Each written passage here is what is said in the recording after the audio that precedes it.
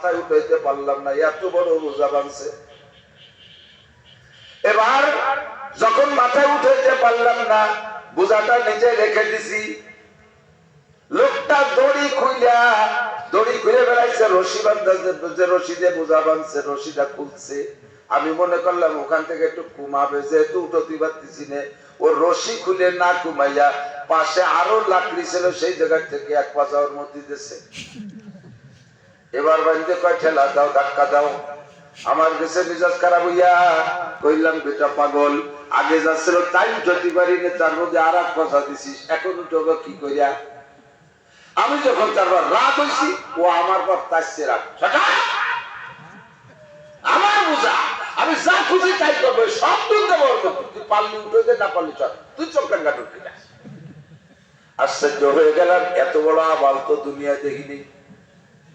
যা বানছে বোঝা তাই উঠতে পারে না, ঠেলা ঠেলি আনলাম, পারলাম না, দড়ি খুলে আর এক মাথা ঢুকোই। বিষয়টা বুঝতে পারলাম না, রাগারাগি করে চলেই আসলাম, ওরে বোঝা উঠে দিতে পারলাম না। কতদূর আসার পরে দেখি শহরের ময়লা, পচা, নোংরা, গান্দা ফেলানোতে ডাস্টবিন, বিশাল ডাস্টবিন। এই ডাস্টবিনের ভিতরে বিশাল বড় একটা পাখি। লক্ষ্য করে দেখলাম পাখির সারা গায়ে 30 পারা কোরআন শরীফ লেখা, অথচ পাখিটি ডাস্টবিনের ভিতরে দুইটা মরা গরু, পায়ের নিচে পচা দুইটা মরা গরু, সামনে বিশাল পায়খানা। এই পায়খানা শুধু পোকায় ভরা। মরা গরুর উপরে পা দুইটা রাইখা পায়খানার পোকা কুটে কুটে খায়, অথচ তার সারা গায়ে 30 পারা কোরআন শরীফ লেখা। বিষয়টা বুঝতে পারলাম না। আমার মনের দাবি, এত সুন্দর পাখিটা থাকবে ফুল বাগানে, অথবা মসজিদ মাদ্রাসার কাছে, অথবা আতরের ফ্যাক্টরির কাছে। এই মড়ক, এই ডাস্টবিনের মধ্যে আইসা মরা গরুর উপরে পা রাইখা পায়খানার পোকা খুঁটিয়ে খায়, অথচ 30 পারা কোরআন শরীফ তার লেখা গায়। হুজুর আমি বুঝতে পারি নাই। এরপরে কত দূর আগায় গিয়ে দেখি পরপর 3টে পুকুর। একটা পুকুরে খুব পানি উঠলায় পড়তেছে, ওখান থেকে পানি ছিটে যাইয়া ডেজার্টে পানি ফেলালে যেমন দমকল যে পাইপে পানি ফেলালে যেমন পড়ে, ওখান থেকে পানি এমনি ছিটে যাইয়া পানি পড়তেছে। কিন্তু পাশের পুকুরটা খালি, পাশের পুকুরে পড়তেছে না, ছিটে যাইয়া 3 নম্বর পুকুর ভরে যাচ্ছে। আর পাশের পুকুরে কোনো মতে একটু তিরতিরেই পড়তেছে। আমার মনের দাবি ছিল, এই ভয় পুকুরের পানি যেহেতু ধরতেছে না, আগে ভরবে পাশের পুকুর, তারপরে যাবে 3 নম্বরটায়, কথা বল। কিন্তু এখানে সম্পূর্ণ ব্যতিক্রম দেখলাম। এই তর্জমাটা আমি বুঝলাম না, ঘটনা কি? হুজুর বললেন, কুল্লু হাউলাই মিনাশরাতিস সাআ, এগুলো কিয়ামতের আলামত। কিয়ামতের আগে আমার উম্মতের ভিতরে 3 ধরনের মানুষ পাওয়া যাবে। মানুষের আমল 3 রকম হবে। প্রথম তার ব্যাখ্যা নাও, কিয়ামতের আগে মানুষ এমন হবে, হাজার হাজার লক্ষ লক্ষ গুনার বোঝা সে বাঁধছে। এই গুনার বোঝা বয়ে নেওয়ার শক্তি তার মাথায় নাই, গাড়ে নাই, বোঝা উঠানোর ক্ষমতা নাই। যদি কেউ তারে পরামর্শ দেয়, ভাই একটু গুনার বোঝাটা কমাও, তারে যদি গুনাহ কম করার কথা বলা হয়, সে তার উপরে ব্যাক করে বলবে, জ্ঞান দিও না, বুদ্ধি দেওয়া লাগবে না, যার যার চিন্তা সেই করো, আমার বোঝা আমি যা খুশি তাই করবো, তুমি চোখ রাঙ্গানুরকে। 1000 বছর আগের ঘটনা, এখন এগুলো বাস্তবে মেলে কি মেলে না? যুবক নামাজ পড়ে না, তাই জ্ঞান দেওয়া লাগবে না। গাঁজা খায়, তাই জ্ঞান দেওয়া লাগবে না। সুদে কারবার করে, তাই জ্ঞান দেওয়া লাগবে না। সুদের বিপক্ষে কথা বললে তুমি টাকা দাও। আমি তোমার টাকা দিয়ে ওয়াজ করতে আসি নাই, বরঞ্চ ওয়াজ করে আর টাকা নেব। কিন্তু দোস্ত, তোমাকে আমার দায়িত্ব ছিল বলা, ওমা আলাইনা ইল্লাল বালাগ, আমার দায়িত্ব বলা। ইসলাম এমন ভাবে আসে নাই, ইসলামের ভিতরে লা ইকরাহা ফিদ্দীন, ধর্মের ভিতরে 2টে জিনিস নাই। একটা হলো কেউরে জবরদস্তি করে কলেমা পড়ানো যাবে না, বাই ফোর্স পিটাইয়ে করে ঈমান গ্রহণ করানো যাবে না। হিন্দুরে পিটাইয়ে কলেমা পড়ানো যাবে না, বুদ্ধরে পিটাইয়ে কলেমা পড়ানো যাবে না, চাপের মুখে খ্রিস্টানদের কলেমা পড়ানো যাবে না। ওমা আলাইকুম ইল্লাল বালাগ, তোমাদের দায়িত্ব তাবলীগ করা, ওয়াজ করা, বুঝাই দিবা। ওমান শাআ ফালইউমিন ওমান শাআ ফালইয়াকুফর, যার মনে চায় মানবে, যার মনে চায় না মানবে না। মানলে তার লাভ, না মানলে তার তার লস। কথা বলেন, মানলে তার লাভ, না মানলে তার লস। তুমি শুধু বুঝাই দিবা রাস্তা আলাইহিম বিমুসাইতির, তোমাদেরকে দারোগা বানায় পাঠাই নাই যে পিটাই পিটাই কলেমা পড়াইবা। লা ইকরাহা ফিদ্দীন। 2 নম্বরে ইত্তাবিউ মান লা ইয়াসালুকুম আজরান ওয়া হুম মুহতাদুন। হিদায়াতের বয়ান যারা করবে তারা পারিশ্রমিক কন্টাক্ট করবে না। আর তোমরা যারা কথা শুনবা, বয়ান যারা শুনবা, তোমাদেরকে পয়সার লোভ দিয়ে ঈমান গ্রহণ করানো যাবে না। ভাই তোমরা মুসলমান হও, 5,000 টাকা দেব। তোমরা ফ্যামিলি সহ হিন্দু থেকে মুসলমান হও, তোমাদের ফ্যামিলির দায়িত্ব আমরা নেব। ইসলাম এইটা কোনোদিন করে নাই, ইসলামের ভাবে করে নাই। ইসলাম আখিরাতের লোভ দিয়ে কলেমার দাওয়াত দিয়েছে। তোমার মনে চাইলে আখিরাতকে বিশ্বাস করে আমল করো, ঈমান গ্রহণ করো, তোমারই লাভ হবে। না মানলে আমার কিছু আসে যায় না, তোমার কপাল তুমি পোড়াইবা। মান আমিলা সালিহান ফালিনাফসিহি, নেক আমল যে করবা তারই লাভ। নামাজ পড়বা তোমার লাভ, রোজা রাখবা তোমার লাভ। কথা বল না কেন? হজ করবা তোমার লাভ, যাকাত দিবা তোমার লাভ, টুপি পরবা তোমার লাভ, পাগড়ি পরবা তোমার লাভ, বরকত দিবে তোমার লাভ, সুন্নাত মুস্তাহাব তোমার লাভ, ইশরাক হবে তোমার লাভ, চাষটা হাতে তোমার লাভ, তাবলীগ সরমনায় তোমার লাভ, মসজিদ মাদ্রাসা তোমার লাভ, জিকির বিকির তোমার লাভ, দান খয়রাতে তোমার লাভ, সত্য কথায় তোমার লাভ, হালাল খাবার তোমার লাভ, হারাম খাবার তোমার লস, জিনা করবা তোমার লস, চুরি করবা তোমার লস, গান বাজনা শুনবা তোমার লস, মদ গাঁজা খাবার তোমার লস, সুদে ঘুরিয়ে কারবার করবা সব তোমার লস। মান আমিলা সালিহান ফালিনাফসিহি ওয়া মান আসাআ ফাআলাইহা, নেক আমল করবে তোমার বোঝা ভারী হবে, আবার গুনাহ করবা তোমার গুনার পাল্লা ভারী হবে। এ জায়গা আল্লাহর কোনো লস নাই, নবীর কোনো লাভ লস নাই, বক্তারও কোনো লাভ লস নাই। যে করবেন তার লাভ, যে না করবেন তার লস। কথা বলেন ঠিক কি ঠিক না? আখিরাতের লোভ দিয়ে কলেমার দাওয়াত দিবা। লা ইকরাহা ফিদ্দীন, ধর্মের ভিতরে কোনো জবরদস্তি নাই, আর ধর্মের ভিতরে কোনো দুনিয়ার লোভ দিয়ে কলেমা পড়াপড়ি নাই। আমরা বলতে গেলে আমাদের উপরে ধিক্কার দেয়, হুজুর জ্ঞান দেওয়া লাগবে না, যার যার সরকার সেই সেই তেল দাও। বহু হুজুরের চিনি এই কারণে হুজুরকে বসায় দেয়, চিনি তো আগে হুজুরকে। সবচেয়ে বড় হুজুর তারও 6টা সাল পাইয়ে, সাল মাইয়া বলে দোষ। হুজুররা ছেলে মেয়ে বানায়, হুজুররা যদি ছেলে মেয়ে না বানাতো তাহলে প্রথম মানুষ চাইতো হুজুর আদো বেলা চলে। তুমি আসতে কয়েকটা দুদু কথা মানে ফালতু কথা করতে করতে কি কবে টের পাই না। গুনার বোঝা মাথায় যে পরিমাণ বানছে, নিষেধ করলে তার মধ্যে আর এক পাজা ঢুকায়। বেড়াকার গ্রামীণ ব্যাংক 2 সমিতির সাথে সমিতির লেনদেন আছে, নিষেধ করলে আবার আশার থেকে আর এক পাজা ঢুকায়, নিষেধ করলে প্রশিকার থেকে আর এক পাজা ঢুকায়, নিষেধ করলে অ্যাডামসের সাথে সংযুক্ত হয়ে যায়, নিষেধ করলে গাকের সাথে সেখানে যে আর একটা তুলন করে ফেলে, নিষেধ করলে বারবার তার মধ্যে ঢুকায়।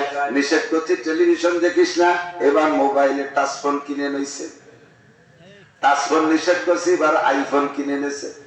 আইফোনে গুনা গুনা বইতে পারবে না, এবার ল্যাপটপেরটা কিনে স্বপ্ন সারা পৃথিবীর সাথে সংযোগ দিয়ে এবার ডিসলাইন লাগাই দিয়ে দুনিয়ার নোংরা ফোংরা সব দেখে হুজুরকা এটা কিয়ামতের আলামত দেখেছো। ওই লোকটা গুনার যে বোঝা বাচ্চা বইতে পারে না, আবার রশি খুলে খুলে বারবার ওর মধ্যে পাজা ঢুকা। 2 নম্বর যেটা দেখেছো, কিয়ামতের আগে আমার উলামায়ে কিরামদের ভিতরে উম্মতের মধ্যে এক শ্রেণীর আলেম হবে, তাদের গা দেখলে বডি দেখলে মনে হয় যেন 30 পারা কোরআন শরীফ লেখা গায়। কি সুন্দর তার চেহারা, চাঁদের মতো চেহারা, এত বড় ঘুড়ি, চেয়ারে বসে। মানুষ না পুটকা মাছ বোঝা যায় না? পুটকা মাছ কয় নাকি? ওই যে পেট বড়, লেজ ধরে যাকে দিলে ক্যাট ক্যাট ক্যাট ক্যাট করে পেট ফুলি হতো। টেপা টেপা টেপা, আমি তো টেপা খাই, আমি মনে হচ্ছে ফুটকা খাই নাকি, তাই বলে এদিক তাই টেপা মাছ। মানুষটা টেপা বোঝা যায় না, চেহারা কি সুন্দর, দেড় চালা টুপি, গায়ে সে আবা, সৌদির বোরকাটা লাগাইয়া, সোনালি করে বের জামা, ডকের অভাব নাই, চেয়ারে সেই ডক, আলিশান স্টেজ, কি সুন্দর দশটা জুলুস, মনে হয় যেন 30 পারা কোরআন শরীফ লেখা, অথচ পায়খানার পোকা খুঁজে খায়, পায়খানার পোকা খুঁজে খায়। পীর সাজে দরবারে বসা, মুরিদরা এসে পায়ের উপরে সিজদা দেয়, বাবার বুড়ো আঙ্গুল চষে। মুরিদ বানানোর পদ্ধতি বানাইছে বুড়ো আঙ্গুল চুষা। কে খেয়াল হবে? এই হাতের 5টা আঙ্গুল কেউ এই আঙ্গুল দেখালি রাগ হবে বাংলাদেশে? এটা দেখালি, এটা দেখালি, এইটা এইটারে যদিও বুড়ো আঙ্গুলের অর্থ হলো আলাদা কিছু, তো মার বুড়ো আঙ্গুল সুসা মানে আলাদা কিছু সুসা, আলাদা নাম করতে পারলাম না। তো পীর বাবার আলাদা কিছু সুসে মুরিদ বানাতে মুরিদ হতে হবে। হালালের খোঁজ নাই, হারাম হালালের তোয়াক্কা নাই, যে দাবারে গায়ে জন্মের গিলা গেলে। আমার সদস্য হুজুর রহমাতুল্লাহ আলাইহি মুরব্বির নাম শুনছেন না? শামসুল্লাহ ফরিদপুরি, বাংলা ভেস্তি জোরের অনুবাদক বা ভেস্তি জোরের অনুবাদক, বাংলা ভেস্ত লিখেছেন সদস্য, তফসির হক্কানি লিখেছেন, 100-র উপরে কিতাব লিখছেন, গহরডাঙ্গা মাদ্রাসার প্রতিষ্ঠাতা, লালবাগ মাদ্রাসার প্রতিষ্ঠাতা, বড়কাটরা মাদ্রাসার প্রতিষ্ঠাতা, এরকম হাজারো মাদ্রাসার মুরব্বী। আমরা যারা আমরা সবাই সব গহরবাগের ফুল, সদস্য হুজুর আমাদের গোড়া। এই সদস্য হুজুর রহমাতুল্লাহ আলাইহির কাছে ওই গহরডাঙ্গার ওই পাশে একটা গ্রাম আছে মধুমতি নদীর উপার, শীতলবাড়ির ভিতরে, গ্রামের নাম আইয়ুবুন্নি। সেই কালে আইয়ুবুন্নির এক যুবক হুজুরের কাছে কই মাছ নিয়ে আইছে। মুরব্বীকে মনে আছে নাকি জানি না, আমি তো সব যেটুক দেখছি সেটুক ফিরে জ্বালাই করার চেষ্টা করতেছি। পুরোলে বাংলা, পুরোলে পরিভাষা সব আমি নিয়ে আসি হজের মধ্যে। এই কলার খোলা যে খাল হইল না তো মনে আছে? হ্যাঁ, তো কলার খোলা বাঁশ দিয়ে কুঞ্চি ভরে দিয়ে হ্যান্ডেল, মনে আছে নাকি? এমন সুন্দর করে বানাতো, ওর ভিতরে অল্প পানি দিয়ে কই মাছ রাখা যেত। বানানো খুব টেকনিক ছিল, পানি বেরোতো না। সে সময় তো পলিথিন নাই, যে কলার খোলার ঠুঙ্গে বানাইয়া ওর ভিতরে 1 কুড়ি কই মাছ এনে সদস্য করে দিয়েছে। সদস্য করে জানি বলতে, হুজুর আমি আপনার জন্য 1 কুড়ি কই মাছ আনছি। হুজুর বললেন, বেটা যুবকরা সাবধান। হুজুর বললেন, আমি সদস্য পিসাব, আমারে কই মাছ খাওয়ানো চাইতে তোমার আব্বারে খাওয়াই দিলে কি বেশি হবে? বাপরে, একটা কই মাছ কিনে খাও না, একটা ইলিশ মাছ কিনে খাও না, আর খাজা বাবার দরবারে গরু কিনে নিয়ে যাও লাফাতি লাফাতি, কিয়ামতের ময়দানে তোর ওই গরুটি জোড়া লাথি দিয়ে চিৎ করে ফেলেন। বাপরে, কই মাছ খাও না, যা খাতিতে হবে তাই খাও, যা খাতিতে হবে। এসে গেছে টুক হয়ে যাই, আবার মা মারা গেছে 2-3 সপ্তাহ হলো, গত মাসের 27 তারিখে। আল্লাহ, সেদিনও কিন্তু আমার মা মারা গেছে, এই দিন কি মাহফিল করা সম্ভব? সেদিন সেই যশোর দুলিয়া মাহফিল আল্লাহরা যে বসে রয়েছে, জানাজায় শরীক কেন্দ্রে দিয়েছে, হুজুর আপনার মা মারা গেছে তো গেছে, বলার কিছু নেই, আমাদের বাড়ি যার কায়দা নেই, যেভাবে যা করবেন করবেন। তাদের এই কান্নাকাটি দেখে সেই রাত্রে দুলিয়া মাহফিল করছে। মা যে কয়দিন বাড়ি ছিল, বেঁচে ছিলেন, বিছানে পড়ে গেছে। আমার মা যেটা খাইতে চাইতো, আল্লাহর ফজলে আমার তৌফিক আছে, তৌফিক অনুযায়ী সেভাবে সংগ্রহ করছি। আর যে কদিন বেঁচে ছিলেন, এক আজীব কারবার ঘটে গেছে। শেষ দিক যাই এই গোপালপুর, পুকুরের এই পাশে গোপালপুর আছে, গোপালপুরের মাছ বাজারে বিকেলে মাছ এক জায়গি আছে, ও প্রায় ফোন দেয় 1-2 দিন পর পর, হুজুর বড় একটা পাঙ্গাস পাইছি নদী, 10 কেজি রেখে দে, 10,000 টাকা রেখে দে। নিশি এত বড় বড় 3-4 শোয়া থাকে। আমার মা ছোট্ট হয়ে গেছে, 100 বছর বয়স, পোলা পানের মতো প্যাম্পাস পরায় রাখি, বিশেষ নষ্ট করে ফেলে। এই মারে 4-5 টান করে মাছ খাওয়াইছি, মুখে দিলেই খায়, মুখে দিলেই খায়। মা তো বড় ইলিশ, আমি আসছি বাজার, ওই জায়গা আমার মধ্যে, হুজুর বড় 1.5 কেজি ওজন ইলিশ পাচ্ছি, রেখে দে। কত দাম? 4,500 টাকা। রাখ। বড় আই পাইছি 7 কেজি ওজন, রেখে দে। এই সব খাওয়াইছি। আমার মাছ চেয়ে বড় পীর আমার কাছে কে? মাছ চেয়ে আমার বড় পীর হয় কে? বড় পীর আমার পেটে রাখে নাই, বড় সাউরি আমার পেটে রাখে নাই, মাছ চেয়ে আমার বড় কে আছে? কথা বল। সদস্য হুজুর রহমাতুল্লাহ আলাইহির কাছে কই মাছ নিয়েছে। সদস্য কয়, বেটা আমার চাইতে তোর বাপ বড় পীর, এই মাছ খাওয়া দিয়ে বাপরে। যুবক, যতদিন ইনকাম করতে পারো, বাপ একসময় ইনকাম করতে এখন পারে না। অনেক কিছু মনে চায়, নিজের হাতে টাকা নাই বিদায় কইতে সাহস পায় না। তুমি হিংস্র মিজাজে বাপের সামনে আসো, লো বাপের সামনে আসবা এমন ভাবে মিষ্টি বা আব্বা আপনার কি কিছু খাইতে মনে চায়? আব্বা আপনার কি কিছু মনে চায়? যা মনে চায় তাই জিজ্ঞেস করবা। কিতাবে পড়েছি, কোন কিতাবে তা ভালো করে স্মরণ নাই। এক যুবক একটার মধ্যে একটা ধুয়ে গেল, মনে রেহেন গুড়া দিন যাতে যাই জায়গা মতো চলে যেতে পারি। এই যুবক কাবাঘর তওয়াফ করতেছে, কাবাঘর তওয়াফ করতেছে। তো কাবাঘর তওয়াফ করতেছে, পিছনে ওর যুবকের গালে পিছনে একটা ব্যাগ, একটু ওজন ওজন মনে হচ্ছে। তো তওয়াফের ভিতর দিয়ে আর সবাই খালি হাতে তওয়াফ করতেছে, ওর ওই বড় একটা ব্যাগ। হাজিদের তওয়াফের সময় গলায় ছোট্ট একটা ব্যাগ থাকে, ওর ভিতরে পাসপোর্ট টাসপোর্ট এগুলো রাখতে হয়, কিন্তু ওর ব্যাগটা ওজন আলা। একজনে বলতেছে, ভাই তুমি তওয়াফ করতেছো, গাড়ি এত বড় ব্যাগ কে? তো বলতেছে, ব্যাগের ভিতরে আমার মা, ব্যাগে আমার মা, মাকে বাড়ি রেখে আসবো, যদি মার খেদমতের কেউ নাই কষ্ট হবে, এই জন্য আমি মাকে নিয়ে এসেছি। আমার মা পায়ে হেঁটে উমরা করতে পারবে না, তওয়াফ করতে পারবে না, এজন্য মাকে আমি কাঁধে করে তওয়াফ করতেছি। সে সময় তো হুইল চেয়ার নেই। তাহলে বোঝেন সন্তানটা মার কত বড় আনুগত্য, কত বড় দরদি সন্তান। এই লোকটা গুল্লের ভিতর দিয়ে ওরে দাঁড় করাইয়া এগুলো জিজ্ঞেস করে বলতেছে, তুমি তো তোমার মাকে এত ভালোবাসো, এরকম তো আমি দেখিনি, তোমার মাকে কি আমার সাথে বিয়ে দিবা? ওই লোক কইতেছে, কোনটা কেমন লাগে? 100 বছরের মা একটুক হয়ে গেছে, তাই ব্যাগে নিয়ে ঘুরতেছে, সেই মারে বিয়ের প্রস্তাব দেয়। ওই লোক কোন সন্তান সহ্য করতে পারবে? ওর সাথে সাথে বক্সিং দিতে গেছে। ওর মা ব্যাগের মুখ বেরোইয়ে হাত বেরোইয়ে ওই ছেলের মুখে দুটো সর দিছে, এই তুই ওর মারিস না। কি করে শুনলে না? তো ঠিকই কইছে, তোরা তুই তোর আব্বা মারা গেছে, আমি তোর জ্বালায় বাড়ি ছেড়ে কোথাও যাইনি, অন্য কোথাও বিবাহ বসি নেই, যে অন্য কোথাও বিবাহ বসলে তোর খেদমতের ত্রুটি হবে, তোর যত্ন হবে না।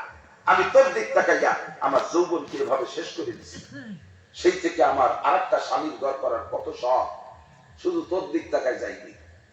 আর আজকে আমার জীবনের সেই শ্রেষ্ঠ চাহিদাটার কথা, আমার সেই চাহিদা পূরণ করার প্রস্তাব দিছে ওই লোক, আর তুই তোর তারপর রাগস, ওটা আমার উপকারের জন্য, আমার খেদমতের জন্যই বলছে। তুই কি কোনোদিন জিজ্ঞেস করছিস, মা তুই যখন ছোট ছিলি বড় হয়েছিস, জিজ্ঞেস করছিস, মা আপনাকে কি বিয়ে দেব? আমি বিধবা হয়ে গেছি, এটা তো আমার কাছে জিজ্ঞেস করা তোর দায়িত্ব ছিল, তুই কি কোনোদিন করছিস? আর সেই কথাটা ওই লোক প্রস্তাব দিল, আর তাতে তুই রাগ করিস, মারিস, তোর দাঁত ফেলাই দেব। কাজেই সন্তানের দায়িত্ব হলো, এসে গেল বলে যাই, মা যদি এমন বয়সে বিধবা হয়ে যায়, সন্তানরা মাকে অন্যত্র বিবাহ দেওয়াকে লজ্জার বিষয় মনে করবা না। প্রয়োজন হইলে মার কাছে তুমি যে কোনো কৌশলে জিজ্ঞেস করবা, মা আপনাকে কি কোথাও বিবাহ দেব? মাকে বিবাহ যদি মা চুপ করে থাকে বা সম্মতি পোষণ করে, তুমি খুঁজে খাইজে যোগ্য একজন মানুষ দেখে বাপ মাকে বিবাহ করাই দিবা। মায়ের প্রয়োজন কি? মা শাড়ি লাগবে, মায়ের কাছে জিজ্ঞেস করবা। মা আপনার কি সেল লাগবে, তো বিদ্যাকে জিজ্ঞাসা করবা। মা সব প্রয়োজন, আপনার সব প্রয়োজন। মা মারা গেছে, তোমার আব্বা জীবিত আছে, আব্বার বৃদ্ধকালে নানা প্রয়োজন আছে, এই প্রয়োজন গুলো তোমরা কেউ পরিপূর্ণ করতে পারবা না। একটু বলেন, মুরব্বীরা সাক্ষী দিতে পারবেন, যৌবনকালে স্ত্রী লাগে এক কাজে, যৌবনকালে স্বামী লাগে এক কাজে, বৃদ্ধ হয়ে গেলে লাগে নানান কাজে, নানান কাজে লাগে। এই নানান কাজগুলো তোমরা ছেলেরাও করতে পারবে না, মেয়েরাও করতে পারবে না, আরে পিতা বউরা করতে পারবে না, এটা একমাত্র স্ত্রী ছাড়া পারবে না। আর তোমরা তো মনে করতেছো আর একটা মহিলা ঘরে এনে দিলে, বৃদ্ধকালে যদি আমার দিনে ভুটে বলে, সে আমাকে সম্পদের ভাগী হবে, এই নিয়ে তোমরা চিন্তায় বাপরে কষ্ট দিয়েছো মরণকাল পর্যন্ত। ওই বাপ যদি তোমাদেরকে ক্ষমা না করে, তোমাদের ভেস্তে যাইতে খবর আছে। কি হবে সম্পদে? কি হবে? আব্বা আমার আসল কথা বলেন, আর হুকুকুল আবওয়াইন, আপনার হকে যেটা আপনাকে লক্ষ্য রাখতে হবে। এসে গেল, বলে গেলাম থানবীর সদস্য হুজুর রহমাতুল্লাহ আলাইহি। এবার যুবকরে বলছে, যুবক আমার মতো 100 সদস্য আপনি কই মাছ খাওয়ানোর চাইতে তোমার আব্বারে খাওয়াইলে বেশি নাকি হবে? বাবা মাছ কটা খাইলো না, বাড়ি নিয়ে যাও, তোমার আব্বারে খাও। যুবক কয়, হুজুর আমার আব্বাই আপনার মুরিদ, আব্বা আমার অর্ডার করছে 1 কুড়ি কই মাছ সদস্য আপনি খাওয়াবি। আইয়ুবুন্নির বড় বিল, কুদাইলের বিল, এই কুদাইলের বিলের বড় বুক লাল লাল কই মাছ নিয়ে হুজুরে খাওয়াবি। তাই হুজুর আমি অনেক কষ্ট করে গুছাই গাছাই নিয়ে আসছি, আব্বাই পাঠাইছে। সে সময় কিন্তু সিলভারের ডিশ ছিল, বল ডিশ করতো, ডিশ একটা দুজকে এর মধ্যে ডালো, তো কলতলায় ঢালিয়ে দিচ্ছে কই মাছ, তাজা কই মাছের স্বভাব কি একটা সোডা বলতে যায় না, এটা ক্যারকেরি দিয়ে পরে আস্তে আস্তে শান্ত হয়ে যায়, কাইতে শুয়ে পড়ে, প্রথম চাপে একটা কেরাবেরা দেয়, তো কেরাবেরা দিয়ে সোডাউন দিয়ে সব কই মাছ শান্ত হয়ে গেছে, 10টা কই কানে বাইয়ে দক্ষিণ দিক করে গেছে, ওই ওই লোকটা বাড়ি দক্ষিণ দিক করে গেছে, ওই 10টার উঠে উঠেছে ডিসির মধ্যে, আবারও 10টা পড়ছে, আবারও উঠেছে, এবার সদস্য সব লক্ষ্য করতেছে দেখি কোন 10টা পড়ে, এবার উঠেও পরে দেখে সেই 10টাই পড়ছে, এবার সদস্য কই মিয়া সবগুলো কই শান্ত হয়ে গেল, এই 10টা কই ওদিক কেন পড়লো, পড়লো তো পড়লো, 3 এবার দক্ষিণ দিক পড়লো কেন, অন্য কোন দিক পড়লো না কেন, সদস্য যখন এই লোক পড়তেছে ওর সেই বেদের কথা ওর স্মরণ হয়ে গেছে, সদস্যদের জিজ্ঞাসা করো, বলছে যে সদস্য আল্লাহর ওলি, হয়তো বা আল্লাহ পাক জানাই দিছে এই জন্য ধরে বেলাইছে, তখন ও আর গোপন ডাকে না, মিথ্যে কথা কইবে, কইবে হুজুর আব্বা কইছে যে সদস্য এক কুড়ি কই মাছ খাওয়াবি, যা আমাকে জালে যা বাচ্চা তাতে কুড়ি কুড়ি করে না, পরে আর একজনের জালেতে 10টা কই চুরিয়ে দিয়েছে।